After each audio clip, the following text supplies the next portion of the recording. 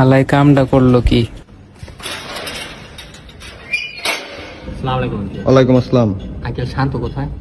শান্ত তো এইমাত্র বের হয়ে গেল। বের হয়ে গেছে? আচ্ছা ঠিক আছে। আচ্ছা শোনো বাবা, কি বলবা শান্তরে বলো।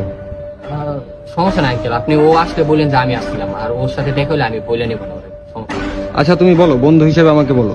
আঙ্কেল বলার জন্য তো আসছিলাম, কিন্তু ওর এই কথাটা বলবো না, আপনি ওরে বললেন যে আমি আসছিলাম, ঠিক আছে? আচ্ছা তুমি আমাকে বলো, আমি ওরে বলে দেবো। ওরে বলে দিবেন? আঙ্কেল, ভিতরে এসে বলুন। আচ্ছা আসো। আঙ্কেল, এই যে রাইত হলে প্রতিদিন আমার গার্লফ্রেন্ডে কাপল ব্লগ আর কাপল রিলস শেয়ার করে কি বুঝাইতে চাস?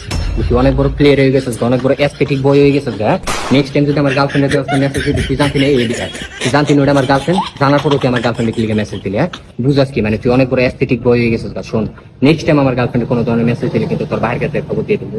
আরে তুই যে গত সপ্তাহে আমার লগে এক লগে মদ খালি আর কলি যে অর্ধেক টাকা তুই এই যে আজকে দিবি, আজকে সন্ধ্যায় তো টাকা কর, তুই বাসা থেকে গায়েব হয়ে গেছিস। হ্যাঁ, আমার টাকা যদি কালকে সকালের মধ্যে না দেয় এদিকে আয়। ফোন কালকে সকালের মধ্যে যদি তুই আমার টাকা না দেস, তাহলে এই যে গত বছর তোর মার স্বর্ণের চেন চুরি করে তুই আইফোন এক্সএস ম্যাক্স চেঞ্জ হত না, এটা যে তোর ভাইয়ের কাছে কই দিন, বুঝতে যা ভালো হয়ে যাইস। এটাই বলার ছিল, ওরে একটু বলে দিন। হ্যাঁ